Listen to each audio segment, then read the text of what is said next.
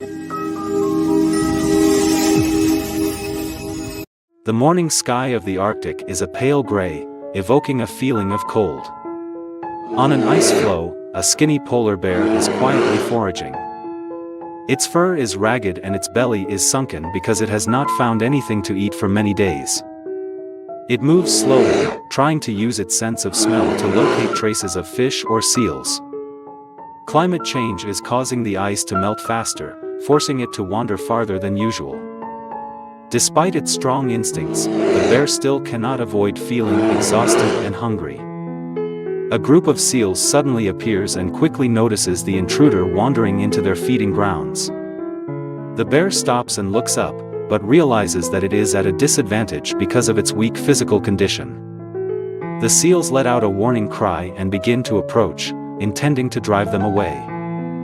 The bear tries to growl, but the hoarse sound is not powerful enough to threaten them. The seals swim close to the edge of the ice and attack in unison by pushing and swishing their tails. The bear was pushed back and slipped on the slippery ice, staggering unsteadily. Under normal conditions, the polar bear could hunt seals, but now it was too exhausted. The seals took advantage of their numbers and became even more aggressive, splashing water and trying to bite the bear's body. The bear groaned weakly, trying to avoid the bites so as not to be further injured. Without the ability to fight back, it decided to turn around and run away, hoping to find a way out. Suddenly, from afar, it saw a fishing boat anchored, emitting a dim light on the ice. Instinct told it to cling to this fragile hope, because perhaps the ship would be a place of refuge. The bear used all its remaining strength towards the ship, ignoring the seals that were still swimming close behind. When it approached the side of the ship, the seals stopped cautiously in front of the bulky metal frame and the smell of engine oil. On the deck, Captain Ethan was directing the sailors to collect the nets, suddenly realizing the unusual situation. Sarah, a sailor in charge of surveillance, shouted that a polar bear was trying to climb aboard. Mason, the strongest man on the ship, held a stick, worried that the bear would attack humans. Oliver, a mechanical expert, rushed to the railing to observe, and was surprised to see that the bear had many scratches. The bear groaned softly, clawing at the ship's side, its eyes showing pain and exhaustion. Ethan decided to examine the situation more closely, signaling Mason not to act rashly. He realized that the bear had almost no intention of causing harm, just trying to cling to avoid the seals. Sarah also approached, her heart pounding because she had never seen a polar bear approach a ship in this state. The cold wind howled against the deck, but all attention was focused on the bear shivering on the railing. Ethan said softly, "We can't ignore it, but we have to be careful." Mason held the stick in defense while Oliver tried to stabilize the ship so the bear could climb up safely. The bear stretched his body to try to climb up, hitting the front of the ship hard, revealing the rough fur. Ethan ordered more planks and ropes, hoping to support the bear up without causing further damage. Seeing the bear exhausted, Sarah took a thick blanket, intending to cover the bear from the cold wind, but still keeping a safe distance. The bear looked at her warily, growling slightly, but not threateningly. Mason nodded to Ethan and together they lowered the plank close to the side of the ship to give the bear something to hold on to. The bear groaned softly, grabbing both front paws on the plank, slowly inching up like a drowning man clutching at a stake. Oliver steered lightly to avoid causing the ship to rock and the bear to fall. Despite their fear, all the sailors understood that they had to help the bear now, because it no longer had the strength to defend itself. The bear finally crawled onto the deck, sat down, and gasped for breath, looking around tiredly for safety. Mason was still standing next to him holding the stick but had lowered it, clearly seeing that the bear did not want to provoke him. Ethan approached and observed the scratches scattered across the bear's back, clearly feeling the weakened condition. Sarah carefully took a wet towel and approached to wipe the cold water stains on the bear's fur.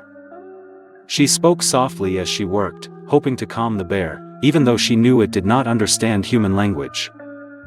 Oliver brought out a few small fish and placed them at a safe distance from the bear, to see if it wanted to eat them.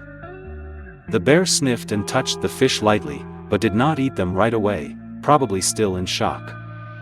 Ethan decided that the bear needed to be given first aid, and at the same time contacted the Marine Animal Rescue Station.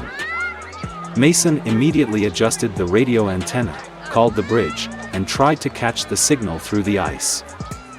Sarah opened the first aid kit, took out bandages and antiseptic solution, and looked at Ethan, waiting for instructions. The captain nodded. Try to bandage it temporarily, hopefully the rescue team will arrive in time. The bear made a hoarse groan when Sarah gently touched the wound on its side, showing that it was in a lot of pain. Mason was worried that the bear would go crazy, but it only curled up, not resisting. Oliver reported that the radio signal was weak, but he had already sent the preliminary information, hoping that rescue would receive it soon.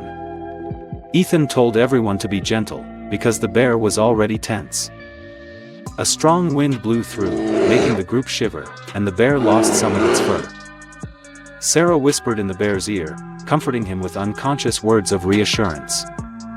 Mason looked at the bear, his heart sinking, thinking about the harsh circumstances it had to endure. Ethan decided to back the boat to the nearest dock, shortening the rescue time. Oliver returned to the steering area and started the engine slowly to avoid startling the bear. The smooth movement of the boat helped the bear relax. It gently rested its head on the deck to rest. About an hour later, the sound of the motorboat engine rang out, cutting through the quiet space. Two rescuers, Lucas and Emma, stepped onto the boat with full medical backpacks. Ethan briefly recounted the story from the time the bear was attacked by the seal until it climbed onto the boat. Lucas nodded quickly, checked the wounds, and applied specialized antiseptic. Emma encouraged the bear in a gentle voice, using a stethoscope to check its heart rate and breathing. The bear trembled and its eyes were half closed from fatigue, but it did not react violently to humans. Sarah and Mason brought more fresh fish, hoping the bear would eat to gain strength. Lucas signaled that the bear needed to be placed on a light stretcher and moved into the transport cage. Emma prepared a mild sedative in case the bear struggled and caused further injuries. Ethan stood by and instructed them on how to keep the boat steady, ensuring the bear did not slip. Mason, Oliver and Lucas lifted the bear onto a soft tarp, avoiding pressing on the injured area. The bear made a small sound of pain, but still accepted the assistance. Emma injected painkillers to ensure the bear did not suffer too much pain during the move. Sarah wiped the sweat from her forehead, feeling her heart pounding with worry for the bear's fate. Lucas carefully placed the bear in a large padded cage, then used a light rope to secure it so it would not be shaken. Emma announced that they would be taking the bear to a marine animal rehabilitation center, where they would have better care. Ethan shook Lucas's hand to thank them for arriving in time, and told them to keep him updated on the bear's health. Mason watched as the cage was transferred to the canoe. The bear blinked slightly as if sensing the separation. Oliver smiled encouragingly and Sarah waved goodbye to the bear, hoping it would recover completely. The canoe left the ship. The weak polar bear finally had hope of survival, moving further away towards the horizon. On the deck, Ethan and his crew watched the canoe's silhouette disappear, feeling both relieved and sad. Sarah packed up the medical equipment, her eyes still wandering, imagining the bear being cared for at the center.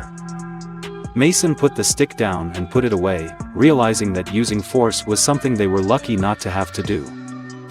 Oliver stood at the bow of the ship, watching the icebergs, thinking about the role of humans in protecting nature.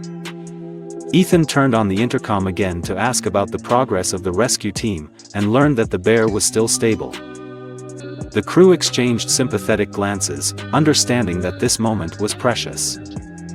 Even though the fishing trip might be interrupted, they were still happy to have saved a life in the middle of the ice. As the ship continued its journey, everyone carried in their hearts the story of the lonely bear seeking help. The Arctic is vast and harsh, but human kindness has lit a glimmer of hope. They believe that at the rehabilitation center, the bear will gradually regain its health, as a testament to kindness without borders. Dear friend, thank you for taking the time to follow the story. Don't forget to like and subscribe to the channel to support us.